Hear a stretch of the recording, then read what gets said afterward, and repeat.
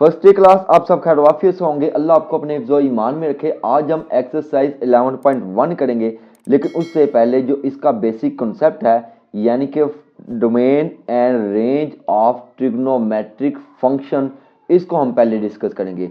पहले हम देखेंगे कि फंक्शन किसे कहते हैं, फिर हम देखेंगे कि डोमेन किसे कहते हैं, फिर रेंज किसे कहते हैं।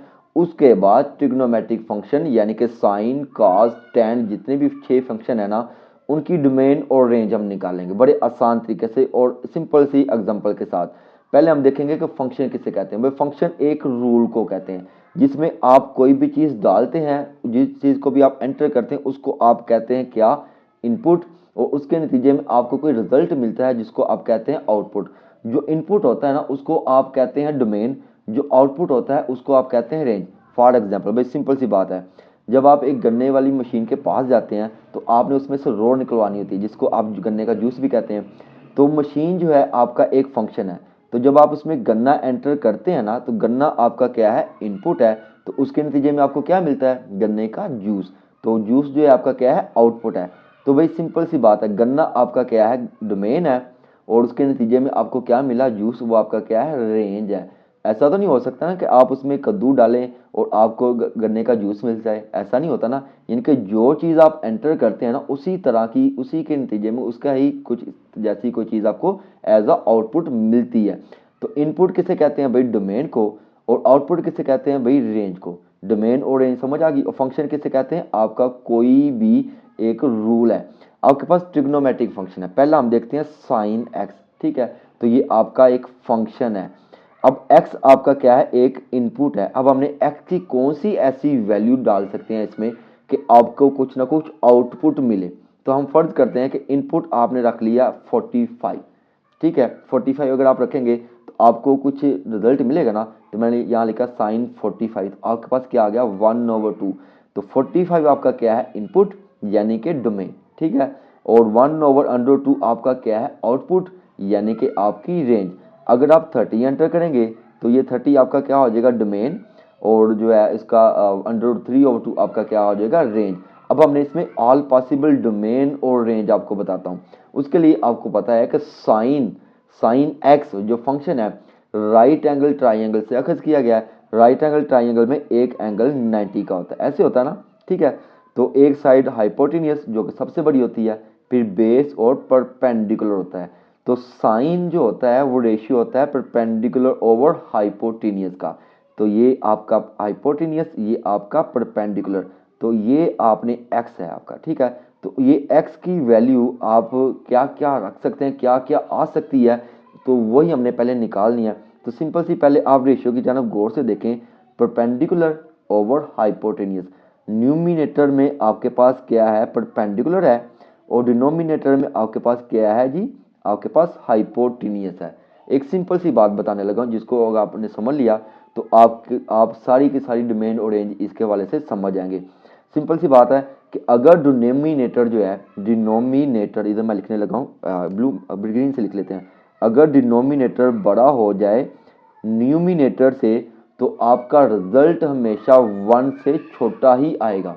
सिंपल कैसे, देखो अगर आप यहाँ पे न्यूमिनेटर रख लेते हैं 88, तो इससे बड़ी वैल्यू रख लें 98। जब 98 को आप 88 पे डिवाइड करेंगे तो आपकी वैल्यू जो है 0 पॉइंट समथिंग आएगी, यानी कि 1 से छोटी आएगी। अब नेक्स्ट देखो 1999 है ना, इसको डिवाइड कर लेंगे 2000 से तो आपके पास वैल्यू क्या आ जाएगी भाई, 0 पॉइंट समथिंग ही आएगी। कुछ बात समझ आ रही है। तो भाई देखें, यानी कि अगर आपके पास जो साइन एक्स है ना, ये रेशियो है परपेंडिकुलर ओवर हाइपोटेनियस।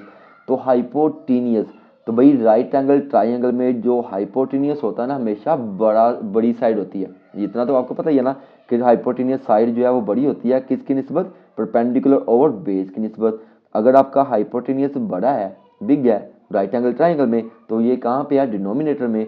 डिनोमिनेटर में है तो भाई जब भी इसमें आप एच और पी की वैल्यू पुट करेंगे, तो अगर लेट्स सपोज आप परपेंडिकुलर ले लेते हैं 2 हो और हाइपोटेनियस आपके पास 3 हो, तो रिजल्ट क्या आएगा भाई, रिजल्ट आपके पास हमेशा 0.1 यानी कि एक के दरमियानी आपकी वैल्यू आएगी।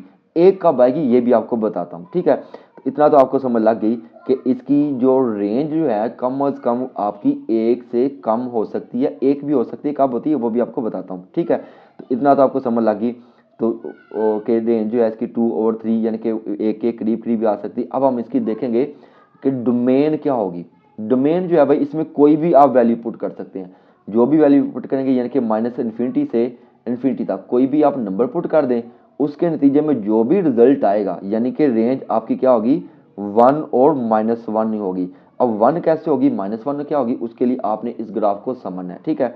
तो ये आपका कोऑर्डिनेट प्लेन होता है, ठीक हो गया। ये आपका एक्स, ये आपका एक्स डैश, ये आपका वाई और ये आपका क्या हो जाएगा, वाई डैश, ठीक हो गया। तो यहाँ से आपने एक लाइन ड्रा कर लें, इसको आप कह लेंगे हाइपोटेन्यूज। ये आपका बेस और ये आपका परपेंडिकुलर, ठीक हो गया। अगर आप इस हाइपोटेन्यूज को आगे की तरफ बढ़ाते जाएं, ऐसे करते जाएं, ऐसे करते जाएं, तो एक पॉइंट ऐसा आएगा कि वो उसके करीब करीब हो जाएगी, यानी कि परपेंडिकुलर और हाइपोटेन्यूज अगर एक इक्वल आ जाएं, अगर परपेंडिकुलर भी 4 और हम सिंपल से कह लेते हैं और हाइपोटेन्यूज भी 4, तब आपकी वैल्यू 1 हो सकती है, ठीक है। समझ आ गई। अगर परपेंडिकुलर, ये परपेंडिकुलर आपका और हाइपोटेन्यूज इनकी मिकदार जो है इक्वल आ जाएंगी, तब आपकी रेंज जो है वो 1 हो सकती है, अदरवाइज 1 से छोटी ही होगी। अगर अब -1 कैसे होगी, अब देखिए इतना तो आपको पता ही है कि आप जब क्लॉकवाइज इस मूवमेंट होती है तो एंगल आपका क्या होता है, पॉजिटिव, यानी कि 90, 180, 270 और 360, ठीक है। अगर आप एंटी क्लॉकवाइज लेंगे तो आपकी वैल्यू क्या होगी, माइनस वाली हो जाती है, ऐसे ही है ना। तो फिर आपकी रेंज क्या हो जाएगी, 1 और -1, 1 से 1 और -1 के दरमियान वाली कोई भी वैल्यू आपकी एज अ रिजल्ट आ सकती है, एज अ आउटपुट आ सकता है। जबकि इनपुट आप कुछ भी दे सकते हैं, -इन्फिनिटी से इन्फिनिटी तक कुछ भी वैल्यू पुट कर देंगे तो आपका रिजल्ट जो है 1 और -1 के दरमियान वाली वैल्यू आएगी। अब ये देखिए, ये मैंने लगाई है ब्रैकेट, ये इसको आप स्क्वायर ब्रैकेट कहते हैं। इससे मुराद क्या होता है कि -1 शामिल नहीं है और 1 भी शामिल इंक्लूड नहीं है, इनके दरमियान वाली वैल्यू आ सकती है। इस दर के लिए बात समझा कि 1, देखो ये दोनों तो एक दूसरे के इक्वल नहीं हो सकती ना, ना ही परपेंडिकुलर ना ही हाइपोटेन्यूज एक दूसरे के इक्वल नहीं हो सकती, क्योंकि राइट एंगल ट्राइंगल में हाइपोटेन्यूज जो है हमेशा बड़ा होता है, इसलिए इसकी जो रेंज है 1 और -1 के दरमियान ही आ सकती है। हमारा नेक्स्ट फंक्शन है cos x। cos x किसकी रेशियो होता है, बेस ओवर हाइपोटेन्यूज। इतना तो अंदाजा हो गया होगा कि हाइपोटेन्यूज जो है राइट एंगल ट्राइंगल में बड़ा होता है, तो हाइपोटेन्यूज किस जानब है, डिनोमिनेटर में है। अगर डिनोमिनेटर बड़ा होगा तो वही कंसेप्ट जो हमने पहले पढ़ा है, डिनोमिनेटर अगर बड़ा होगा तो आपका रिजल्ट जो है हमेशा जो है 1 और -1 के दरमियान वाला होगा, 1 नहीं आएगा। तो भाई इसकी पहले आप डोमेन क्या होगी, कोई भी वैल्यू पुट कर सकते हैं, -इन्फिनिटी से इन्फिनिटी तक कोई भी वैल्यू आप पुट कर सकते हैं एज अ डोमेन, जबकि रिजल्ट आपका क्या आएगा, यानी कि रेंज क्या होगी, -1 से 1 के दरमियान। ये जो स्क्वायर ब्रैकेट है इससे मुराद क्या होगा, -1 शामिल नहीं है, 1 भी शामिल नहीं है, इनके बिटवीन, इनके दरमियान वाली वैल्यू जो है एज अ रिजल्ट आ सकती है। नेक्स्ट फंक्शन है tan x। तो tan x किसकी रेशियो होता है, sin x over cos x। तो इसको भी आपने गौर से समझना है कि इसकी डोमेन क्या हो सकती है, कि इसमें आप एज अ इनपुट क्या रख सकते हैं, यानी कि x की वैल्यू क्या होनी चाहिए। तो भाई tan किसकी रेशियो होता है, साइन ओवर cos। तो भाई अगर cos की वैल्यू 0 हो जाए, अगर cos की वैल्यू 0 हो जाए और साइन की वैल्यू 1 हो जाए, जैसे 1/0, ये तो भाई अनडिफाइन हो जाएगा। तो फंक्शन जो है आपकी रेंज जो है वो अनडिफाइन नहीं होनी चाहिए, यानी कि cos x जो है वो 0 नहीं होना चाहिए, सिंपल सी बात है। साइन ओवर cos x है ना, तो अगर cos 0 हो जाएगा तो 1/0 हो जाएगा, तो यानी कि बट्टे के नीचे 0 नहीं होना चाहिए। बट्टे के नीचे 0 हो जाएगा तो वो तो फंक्शन ही आपका अनडिफाइन हो जाएगा। इट मीन सिंपल सी बात तो ये होगी कि पहला cos x जो है वो 0 नहीं होना चाहिए। तो cos x किन एंगल पे 0 होता है, cos 90 पर 0 होता है, cos 270 पे भी क्या होता है, 0 होता है। इट मीन्स कि cos जो है वो ऑड मल्टीपल ऑफ 90, देखो 1 मल्टीप्लाई बाय 90, 3 मल्टीप्लाई बाय 90 और 5 मल्टीप्लाई बाय 90, ऑड मल्टीपल्स पर जो है cos की वैल्यू 0 आती है। सिंपल है, समझ आ गई। तो आपने ये सिंपल ये बात याद रखनी कि ऑड मल्टीपल ऑफ π/2, जो कि 90 को आप रेडियन में क्या कहते हैं, π/2। ऑड मल्टीपल जो है वो नहीं होना चाहिए, cos में x की वैल्यू जो है वो ऑड मल्टीपल ऑफ π/2 नहीं होने चाहिए, या ऑड मल्टीपल ऑफ 90 नहीं होने चाहिए, क्योंकि अगर ये वैल्यू हो जाएगी तो आपका फंक्शन जो है वो अनडिफाइन हो जाएगा। Is that clear. तो भाई आपने क्या लिखना है, इसकी डोमेन, इसकी डोमेन आप लिखेंगे 2n+1। 2n+1 आपका ऑड होता है, ठीक है, कोई भी ऑड नंबर है 3। अगर हम इधर लिख लेते हैं n की जगह 1 लिख लेंगे ना, n की जगह 1 लिख लेंगे तो क्या आ जाएगा, इधर 1 एन की जगह 1 लिखेंगे, 2 1 जा 2, 2 प्लस 3, 3 आड का हो जाएगा। तो 2n+1 जो है आड के लिए फॉर्मूला होता है। तो आड मल्टीपल ऑफ π/2 जो है वो नहीं होना चाहिए उसकी डोमेन में। तो n से मुराद क्या है? n से मुराद आपका इंटीजर है, ठीक है। एंड 2n+1 इंटू π/2 जो है इसकी डोमेन नहीं होनी चाहिए, ये वैल्यू आप पुट नहीं कर सकते। उसके अलावा आप सारी वैल्यू पुट कर सकते हैं, यानी कि -∞ से इन्फिनिटी तक सारी वैल्यू आप एज ए इनपुट दे सकते हैं। लेकिन आपने कौन सी वैल्यू नहीं लेनी? 2n+1 इंटू π/2, यानी कि ऑड मल्टीपल ऑफ π/2 जो है इसकी इसकी डोमेन में नहीं हो सकते। अगर ये वैल्यू नहीं है तो इसका मतलब है कि ये आपके डोमेन है, ठीक है। तो रेंज क्या हो सकती है? रेंज आपकी हो सकती है -∞ से इन्फिनिटी तक कोई भी वैल्यू आ सकती है। इस द नेक्स्ट फंक्शन है cot x। cot x किसकी रेशियो होता है भाई? cos x over sin x। तो आपको सिंपल वही फंडा आपने यूज करना है कि sin x जो है आपका जीरो नहीं होना चाहिए। अगर sin x जीरो हो जाएगा तो आपकी वैल्यू क्या आ जाएगी? 1/0। तो 1/0 किसको कहते हैं भाई? अनडिफाइंड को। तो इट मीन्स कि sin x जो है आपका जीरो नहीं होना चाहिए। तो sin x किस वैल्यू पे जीरो होता है? अगर x की वैल्यू sin x यानी कि x की वैल्यू आप 180 ले लेंगे तो क्या हो जाएगा? जीरो। तो sin 2 मल्टीप्लाई बाय 180 भी क्या होगा? जीरो। sin 3 मल्टीप्लाई बाय 180 भी क्या होगा? जीरो। sin 4 मल्टीप्लाई बाय 180 भी क्या होगा? जीरो।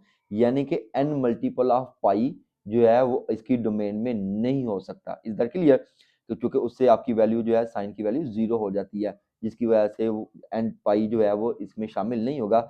आपने क्या लिखना है? डोमेन में एन पाई जो है वो इसकी डोमेन में शामिल नहीं है, बाकी वैल्यू -∞ से इन्फिनिटी तक सारी के सारी शामिल है। तो उसकी रेंज क्या हो जाएगी?